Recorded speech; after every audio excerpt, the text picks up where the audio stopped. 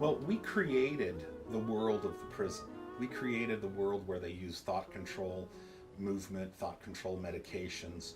We led the inmates. I was going to say the inmates slash patients through improvs, where we fed their imagination. They actually sort of had to live days in rehearsal as the inmates, doing the things they do as the inmates, interacting in improvisational situations to help them build a sense of why they were there, how they interacted with the other people.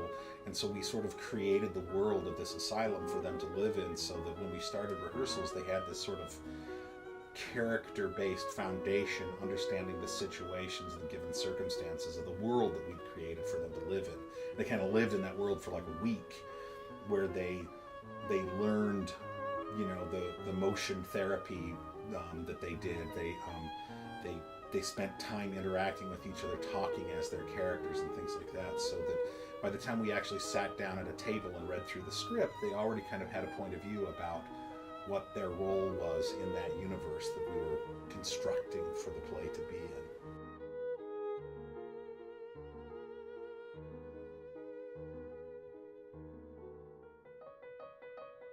We actually started design meetings back in April of last year.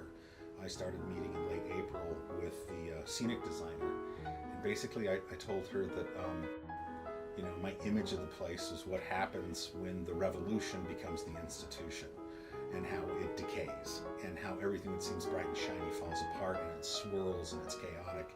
And she came back with a set that's like this sort of swirling, like it looks like a maelstrom or a whirlwind, but it also wanted to have that look of an institution that was old and decrepit and falling apart because nobody had any money any longer for what was happening in it, and yet it still goes on.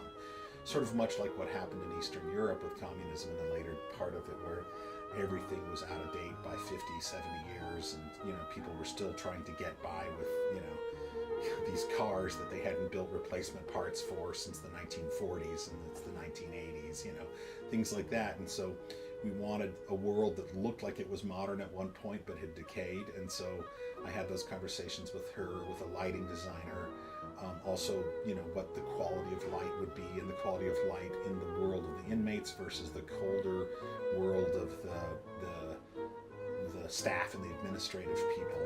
And then we also had extensive conversations with the props designer for the injections. We have like a mind control injection that they get at the beginning of the play, and then several points throughout the play, with these syringes that have this glowing purple liquid in them that they inject into the necks of each of the inmates, and that had to be constructed with collaboration between costumes and props. And so we had long discussions with a costume designer and props designer. Costume designer looked at a lot of inmate and patient and asylum outfits, nurses' outfits, a lot of things from the Russian gulags, from the concentration camps in World War II, from the internment camps that the Japanese were put in the United States during World War II. A lot of just looking at internment camps, inmate asylums, things like that, to come up with looks that sort of look like it could be any one of those things, and that was the sort of world that the costume designer decided to sort of create. And then a real different world for the people that run the place as opposed to the people that are in it. And coming up with something that sort of has a nod to the French Revolution and to that time, but also is modern dress.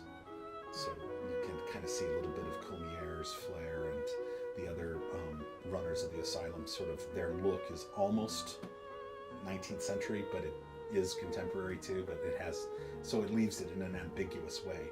Again, because I don't want the audience to say, oh, it's exactly that time, or it's, oh, exactly that place. I'd rather them think it could be any time, it could be any place, even here next week. I've talked a lot about philosophical things. It's actually a lot of fun. I always want to say that, because I think that drama doesn't work if it's not entertaining. And so it's a feast for the eyes. Like I said, there's movement, there's combat, there's mime, there's dance, there's singing, there's, just like every different kind of thing sort of coming at you. The inmates interact with the audience, talk with audience members. So when you go, it's like a roller coaster ride through a very, very strange amusement park. And it's a lot of fun.